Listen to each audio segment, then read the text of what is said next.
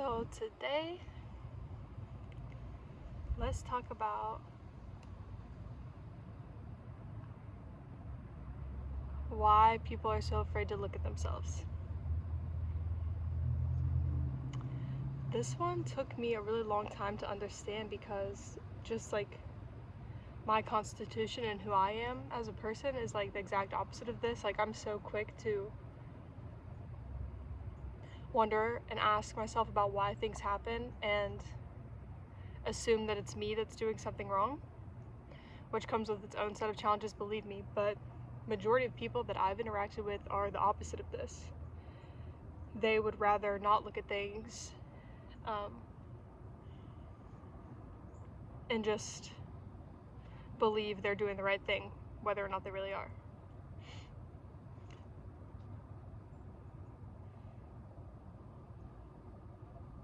And so I wonder, like, why is this?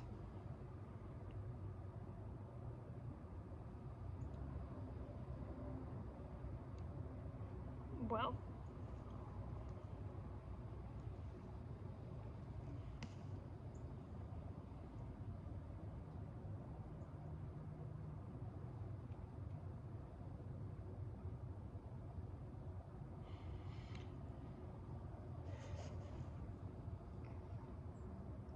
we're kind of sold this story, right? From when we're kids, like, if you just do what you're told and just follow this path that's been set out before you, then everything's gonna be okay. You know, you go to school, you go to college, you get a job, and you find a partner, you get a house, you have kids, blah blah blah. If you just do this, then everything's gonna be okay. And so people do this, and they follow this path.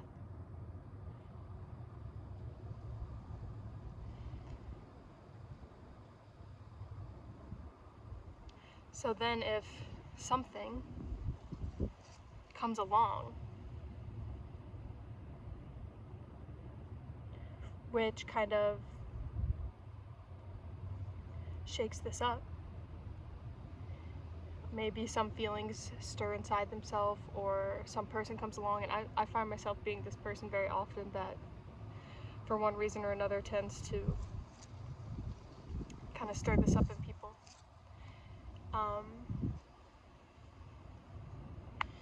And so for one reason or another, something comes along that maybe causes them to have to look at something maybe a little bit shallow. Like maybe they did all this stuff they're supposed to, but then they wake up one day and they realize, like, oh, I'm not really happy though. Like I have all these things I'm supposed to have, and I'm doing all these things I'm supposed to do, but I'm not really happy. So then if they actually take this and think about it deeply, it makes them really uncomfortable because it means they were wrong about something. And if they were wrong about something, then they kind of have to look at everything else they've been doing, and it basically calls their whole life into question, that holy shit, I've been doing the wrong thing this whole time.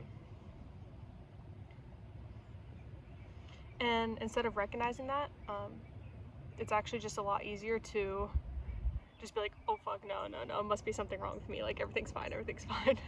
Because when you actually start to question this shit and question your life and the shit you've been doing, basically your whole life is going to come crashing down around you, because it was all built on a lie the whole time. And that's just too much for a lot of people.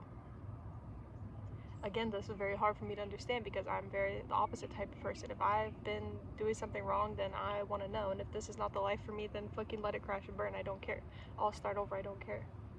So it's really hard for me to understand the kind of opposite side of this, but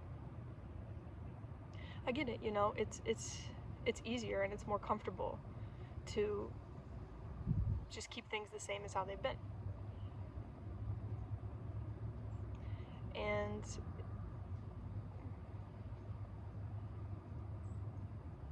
in order to do that, you kind of have to detach, because you have to detach from your own feelings and what's true, because if you're actually in touch with them, you would have to do something about it, right?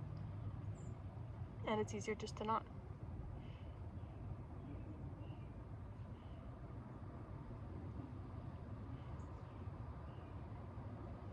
So that's why it's so hard also for people to admit when they're wrong, even in any small way, because it calls into question their whole life and things that they've done wrong, that they don't want to look at and they've been avoiding. And we have such a misunderstanding in society and in ourselves about what strength actually is. Like, we think strength is like, I'm a big guy and nothing affects me, like, 'cause I'm so tough, like, you could punch me and I wouldn't even feel it. But what strength actually is basically like, you have your sword in its sheath, right? And you are like taking out your sword and you're handing it to the other person, and you're like, do what you will with the sword, because what's the worst that can happen? They take your sword and stab you with it, right? But when you've been stabbed so many times before, and then you actually have all these swords in you, but then you actually pull them out and look at the wound and heal it up, then you keep doing that over and over with all your stab wounds, then you actually learn how to heal them. So you're not scared that whenever somebody stabs you with your sword, because you know you can take it out and heal it. But a lot of people, because they haven't looked at these like wounds they have, they're basically like walking around with all these fucking swords sticking out of them that they haven't pulled out and healed. And so they don't have the ability to hand away their sword to be stabbed again, because they quite literally cannot handle it. Like, one more fucking stab and they're gonna die because they haven't taken out their swords and healed them, you know what I mean?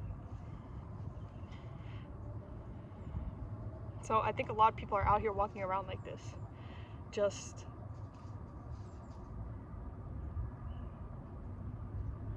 with all these swords sticking out of them. Ooh, a fly flew in my ear. With all these swords sticking out of them, that they're refusing to look at, basically.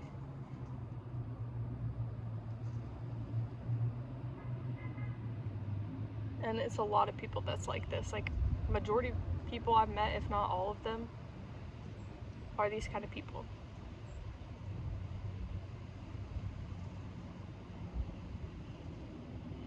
And we have lessons to teach each other, you know?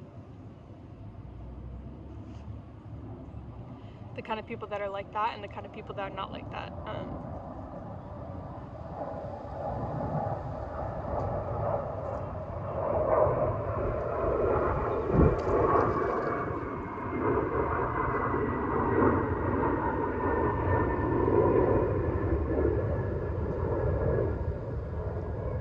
So for me, interacting with a lot of people like that, it taught me a lot of lessons about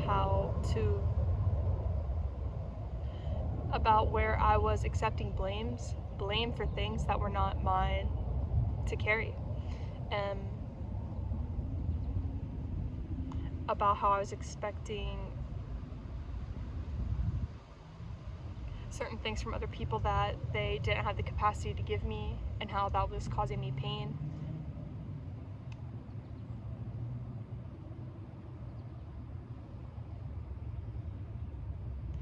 And in turn, those kind of people have a lot to learn from someone like me about vulnerability and about being able to look at yourself and admit when you're wrong. Because this I never understood, because like, if you're going the wrong way and then you just never like admit you're going the wrong way, you're just going to keep on going the wrong way. Wouldn't you want to stop and be like, oh, I'm going the wrong way, so then you can turn around and actually go the right way? Like, it really doesn't make any sense if you think about it, but it's just, you have to understand that everybody's doing their best, and these are both basically just kind of different responses to pain, and to, oh, somebody's having a fire.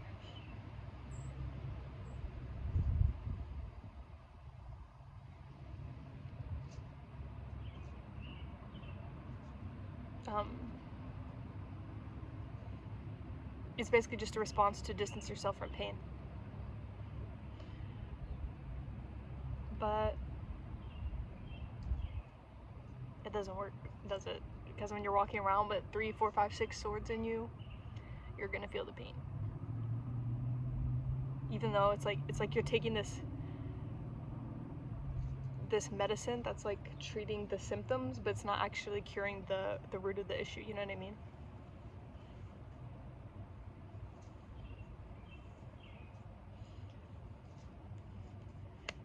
It's like you have a stab wound and you wrap it up with the ace bandage, and maybe it'll stop the bleeding, but you're gonna have to go in there and sew it shut to get the wound to close. Do you know what I'm saying?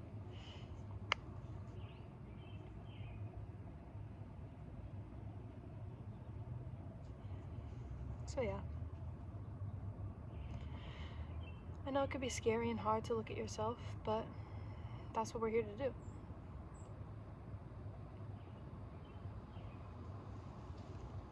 And you're gonna feel a lot better for it.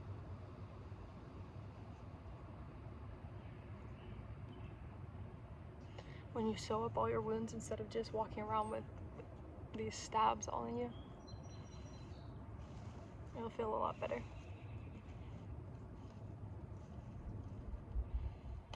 And anyway, you can't avoid it anyway, no matter how hard you try, right?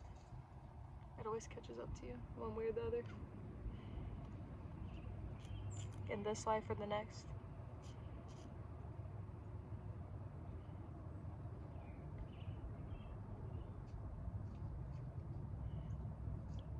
There's nothing to be afraid of. Actually, you should embrace it, because when you embrace it, then you'll learn how to heal it. And then every time, whenever it happens again, you'll be on that shit. You'll be heal yourself all up.